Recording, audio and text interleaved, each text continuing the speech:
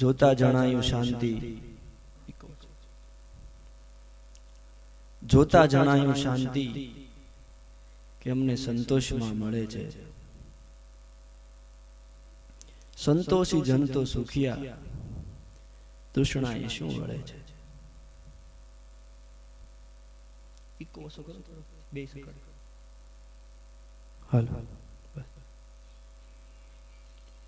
પેલી કડીમાં કીધું કે કુદરતનો કાયદો છે, જેવું વાવો તેવું લણશો.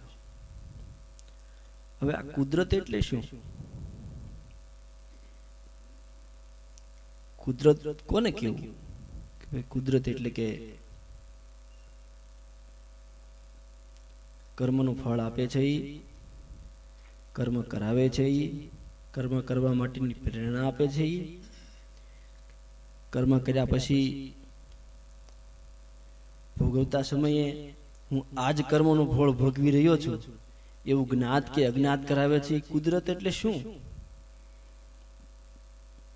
ગીતાના ભજનમાં બંને ભજનમાં ગીતાના સિદ્ધાંતો આમ સતાર બાપુ સ્પષ્ટતાથી બતાવતા એવું સમજાય.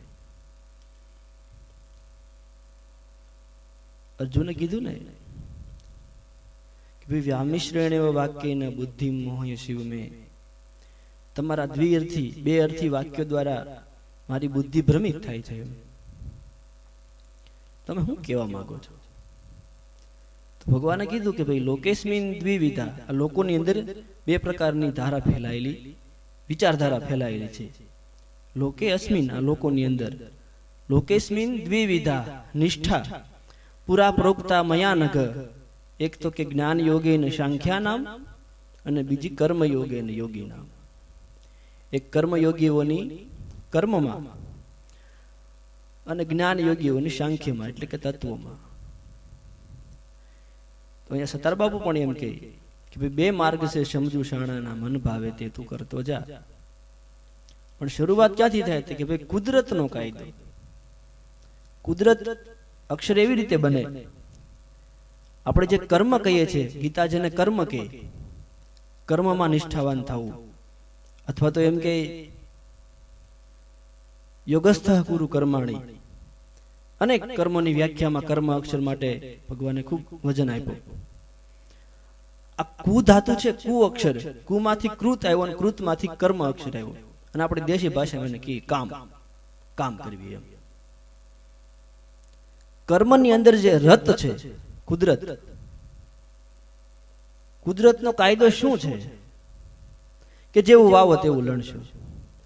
કર્મની અંદર આપણે જેવા રત થઈ, જેવા ભાવ સાથે કર્મ કરશું એવું ફળ મળશે. એમ કુદરતનો કાયદો છે, જેવું વાવો તેવું લણશું.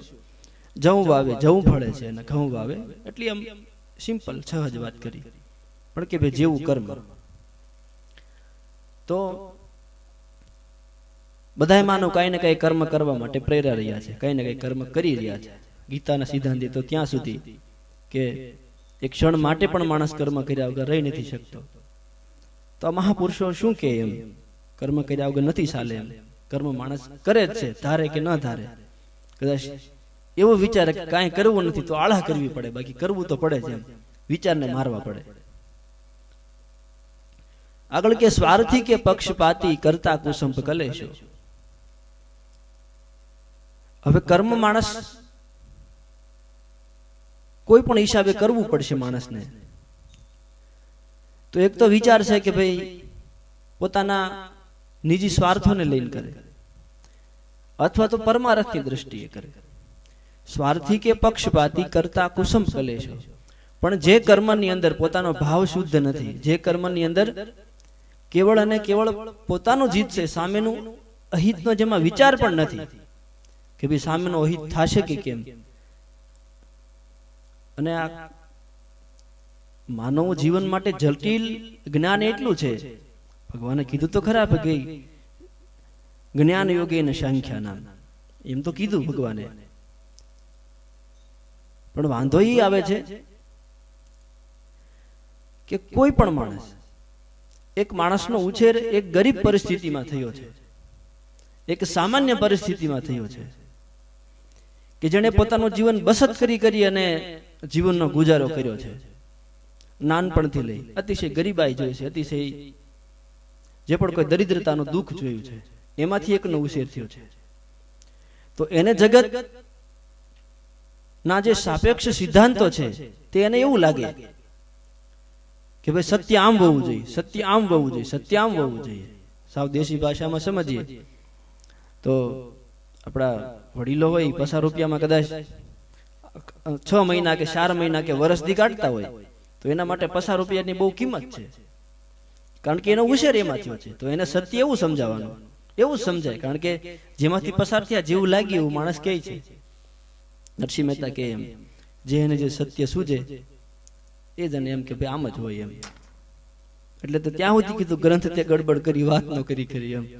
આમ આખો ગોટાળો થઈ ગયો એમ કે માણસને ક્યાંથી સત્ય સમજવું એમ.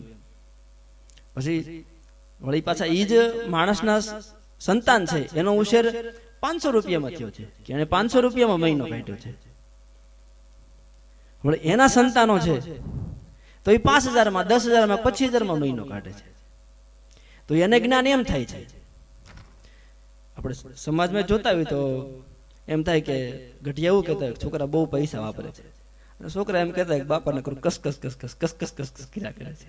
પણ એમ કેમ? એમ તો કે ઓલાનું જીવન એવા સત્યમાંથી પસાર થયું છે, આનું જીવન આવા સત્યમાંથી. આણે ઓલું જોયું જ નથી, ઓલાએ આ જોયું જ નથી, તો એને કેમ સમજાય? જટિલતા એટલા માટે છે, જેને જે સત્ય સૂજે ઈ જ એને એમ પૂજે કે આ જ બરાબર છે. એટલે કે સ્વાર્થી કે પક્ષપાતી કરતા કુસંપ કલેશો. એકવાર સામેવાળા માણસની ભૂમિકાથી જ્યારે આપણે વિચાર જોવામાં આવે કે સામાન્ય વ્યક્તિ કહે છે તો એવું શું કામ કહે છે, એવું કરે છે તો એવું શું કામ કરે છે, તો કદાચ સત્ય દર્શનનો આપણને દ્વાર ખુલે કદાચ આપણામાં કે ભાઈ એવું કહે છે તો એ શું કામ કહે છે, એવું કરે છે તો એ શું કામ કરે છે. એવી એક શ્રદ્ધા સાથે એક દ્વાર જો આપણામાં ખુલ્લું હોય તો કદાચ આપણે એને દિવ્ય દ્રષ્ટિથી, ગીતા કહે દિવ્યમ દદામિ તે ચક્ષુ, હું તને દિવ્ય દ્રષ્ટિ આપું એમ, તો કદાચ એ દિવ્ય દ્રષ્ટિથી જોઈ શકાય કે આ માણસનો ઉછેર આમ થયો છે એટલે આમ કરે છે, આ માણસનો ઉછેર આમ થયો છે એટલે એમ કરે છે. અથવા તો ઘણીવાર એવું પણ હોય કે ગરીબ પરિસ્થિતિમાં જન્મ થયો હોય, ગરીબ પરિસ્થિતિમાં મોટા થયા હોય, તો પછી ભારે ભારે મોંઘા મોંઘા કપડાં પહેરવા પડે, મોંઘી મોંઘી વસ્તુ લેવી પડે. શું કામ? તો કે પોતાના મનને એવો અહેસાસ આપવા માટે કે આપણે ગરીબ નથી એમ. પોતાના મનને માણસ અહેસાસ આપવાનો પ્રયાસ કરે કે આપણે ગરીબ નથી, આપણે ગરીબ નથી, આપણે ગરીબ નથી એમ. નગર પેલી આઈન્સ્ટાઈનની વાત છે ને કે ભાઈ 3 ટી-શર્ટ જિંદગીમાં રાખતા એમ કપડામાં, ભાઈ ચોથું ટી-શર્ટ લે તો ત્રીજું જે પેલું ટી-શર્ટ હોય કે વેચી દે કે તો જમા કરાવી દે. એટલે કે એને એની અમીરાત બતાવવા માટે 50 જોડી કપડાની જરૂર નથી એમ. એવા જ્ઞાનને સમજ્યા છે. તો પારદર્શક દ્રષ્ટિ ત્યારે જ માણસને કદાચ પ્રાપ્ત થાય કે જે ભૂમિકાએ માણસ ઉભો છે, જે સ્થિતિએ ઉભો છે, એની સ્થિતિએ પોતાના વ્યક્તિત્વને ઘડીક ઊભું રાખીને જોવામાં આવે. તો કદાચ આજે કર્મયોગ, સાંખ્ય યોગેન જે ભગવાન વાત કરે છે કે જ્ઞાની યોગીઓને આવી રીતે સાંખ્ય દ્વારા તત્વ સુધી પહોંચી શકાય છે. નંતર આ માર્ગ તો છે જ કર્મયોગી યોગીના. કર્મ કરતા જઈએ, ભૂલ થાય સમજાય એટલે એ કર્મ ન કરીએ, વળી પાછા કર્મ કરતા જઈએ, હાવ બરાબર લાગે ને વળી પાછા આગળ જઈએ, ભૂલ થાય એટલે આપણને ખબર પડે. કર્મ કરતા કરતા જ્ઞાન થાય, એ તો છે જ. પણ બીજો માર્ગ એ પણ છે એમ કે સામેવાળા માણસની સ્થિતિએ ઉભા રહીને પોતાના જીવનને ઊભું રાખીને જોવામાં આવે તો વળી જ્ઞાનનો દ્વાર ખુલે એમ.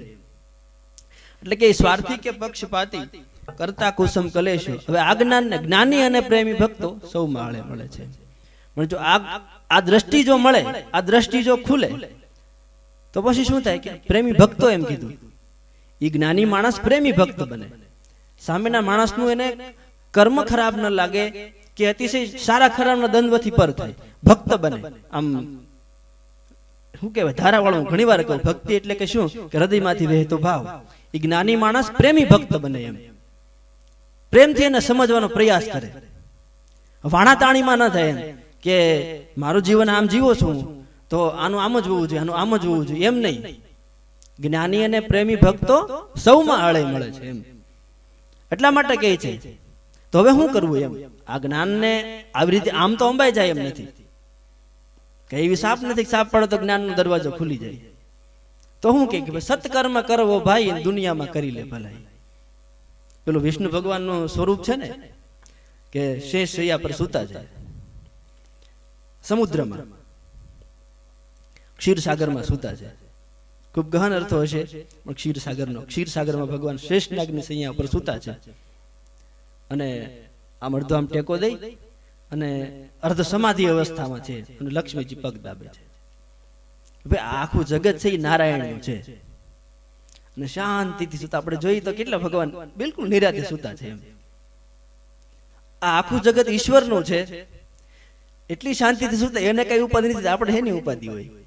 એનું જગત છે, ઈ ચલાવી રહ્યા છે, એને કઈ ટેન્શન નથી, બિલકુલ શાંતિથી સૂતા છે. એમ વળી પાસે ક્યાં શેષની સૈયા ઉપર, પાછા ક્ષીરસાગરમાં. એમ અને લક્ષ્મી તો પગ દબાવે છે, એટલી તો જાહો જલાલીમાં. એમ તો કે શાંતિથી સૂતા છે. તો કે તો આપણે કેવા ભાવથી કર્મ કરવાનું, કે સત્કર્મ કરવો ભાઈ, દુનિયામાં કરી લે ભલાઈ. આપણે ખાલી નિયતમ કુરુ કર્મત્વમ, ગીતા કે તું તારું ખાલી નિયત કર્મ કર, નિયતમ કુરુ કર્મત્વમ. અહીંયા કે સત્કર્મ કરવો ભાઈ, અને દુનિયામાં કરી લે કઈક ભલાઈ. આ ટૂંકા જીવનમાં માનવ દુનિયામાં હું સળી લે, કદાચ એમ થાય આને છેતરી લઈએ, આ શીખી લઈએ, આ શીખી લઈએ. પછી 8 વર્ષ જિંદગીમાં કેટલું માણસ શીખી લે. એમ ટૂંકા જીવનમાં માનવ દુનિયામાં શું ચડે છે. અને કે સતાર જા સમજો આ કુદરતના ખેલની. કર્મની અંદરથી મળતું જે ફળ છે, કોઈક મહાપુરુષોને સમજાયું કે આ કેમ આમ થાય છે, કેમ આમ થાય છે. એમ કુદરત કર્મની અંદર જે રત રહેલા માણસો છે, એનો નિયમ કેમ છે, તેમ કોઈક જ્ઞાની પુરુષોને સમજાવ્યું. એમ કે એટલે કે સતાર શાહ સમજો આ કુદરતના ખેલ ન્યારા, લખ્યા લેખ લલાટે કોઈના ટાળ્યા નહીં ટળે. આ પેલા હું કડી સાંભળતો ને તો થોડો નિરાશ થઈ જતો, લખેલા લેખ નહીં ભૂહાતા હોય એમ કેતા હશે કે ભાઈ જીવનમાં દુઃખ લખ્યું છે, એ દુઃખ કોઈ દી મળતું નહીં હોય. નહીં, એમ કહે છે કે તમે કર્મની અંદર રત થયા છો, તમારી ભાવનાથી સત્કર્મ કરીને, દુનિયામાં ભલાઈ કરીને તમે તમારા કર્મની અંદર રત થયા છો, તો તમારું કર્મ તમારા લલાટમાં લખાઈ ગયું અને કોઈ નહીં ટાળી શકે. તે પછી હું બળમાં આવી ગયો કે હવે વાંધો નહીં. એમ કે પેલા એમ હતું કે આળો કોઈ ભૂઈ નહીં કે, અને આ બધું દુઃખી થવાનું લખ્યું છે. પણ એવું કઈ લખ્યું નથી. એમ આપણે કર્મ કર્યું, સત્કર્મથી કર્યું, ભલાઈથી કર્યું, તો આપણા લલાટમાં લખાઈ ગયું, એનો કોઈ ભૂઈ નહીં કે. અને બીજા પદમાં કે એટલું થયા પછી ઈશ્વર માથે કેવો ભરોસો હતો કે ભાઈ ધાર્યું ધણીનું થાય, પરંતુ સત્કર્મ તું કરતો જાય. કેમ કીધું કે વિષ્ણુ ભગવાન શેષની સિવાય આખું જગત એનું છે, બિલકુલ શાંતિથી સૂતા છે. આપણે ખાલી કઈ કરીએ કેમ નથી, ખાલી આપણે આપણું નિયત કર્મમાં આપણે શ્રદ્ધા નિષ્ઠા રાખવાની છે. ઈશ્વર આપણને જ્યાં મૂક્યા છે એટલે કે ધારું ધણીનું થાય, પરંતુ સત્ય કર્મ તું કરતો જા, સેવક બનીને સેવા કરજે. કર્મની અંદર, આપણા કાર્યની અંદર, આપણા કર્તવ્ય પરાયણતાની અંદર આપણે ખાલી સેવક બનવાનું, અકળાઈ નથી જવાનું. એમ સેવક બનીને સેવા કરજે, અને ધ્યાન ધણીનું તું ધરતો જા. પણ કેવી રીતે સેવા કરજે? તનથી, મનથી અને વસનથી, ત્રણેયથી. એમ શરીરથી, મનથી અને વાણીથી, તનથી, મનથી, વસનથી ભાઈ સાચી સેવા. તને જે હાસું સમજાય ને એમાં તું રત રહેતો જાય, તો શું થાય? કર્મ યોગે ને યોગી ના, કર્મ દ્વારા તને જ્ઞાન પ્રાપ્ત થતું જશે, અને એમ કરતા સાંખ્ય સુધી પહોંચાઈ જશે. એમ એટલે કે તનથી, મનથી, વસનથી સાચી સેવા કરજો ભાઈ. સત્યમેવમ જયતે આખીર, એમાં શાની નવાય? સત્યનો જય થાય છે, એમાં કોઈ મારે કહેવાની વાત જ નથી. એમ સત્યનો જય હોય જ છે. એમ સતર બાપુ કહે, દયા ધર્મમાં નિષદીન રહેજો, નિડર થઈને વિચરતો જા. તું નિડર બની જાય. એમ આમાં કઈ બીજું ફરે એમ નથી. કર્મની અંદરથી તે જે ફળ પ્રાપ્ત કર્યું એને કોઈ ભૂલી શકે એમ નથી. તનથી, મનથી, વસનથી સાચી સેવા. તને જે સાસુ સમજાણું, અથવા તો સમજવાનું બાકી, મહાપુરુષો પાસેથી જાણજે. સાસુ સમજાણું, સત્યમેવ જયતે આખીર, એમાં શાની નવાય? સત્યનો જય થાય જ છે. માટે દયા ધર્મમાં તો નિષ્દિન રહેજે. કોઈ માણસનું કર્મ આપણને ન સમજાય, કોઈ માણસની સ્થિતિ આપણને ન સમજાય, તેની ઉપર દયા રાખજે. દયા ધર્મમાં નિષ્દિન રહેજે. દયા ઈ જ ધર્મ છે, એવું કીધું મહાપુરુષોએ. દયા ઈ જ ધર્મ. મેં કીધું એમ કે જ્ઞાનમાં વાંધો એ છે, જેમાં જેનો જેમ ઉછેર થાય છે ને એના એટલું સત્ય સમજાય છે. એટલા માટે કે ભાઈ દયા ધર્મમાં નિષદીન રહેજે, તો તું નિડર થઈને વિચરતો જા. આગળ કે યોગી તો પોતાનું કરતા, ભક્તો દુઃખમાં દુઃખી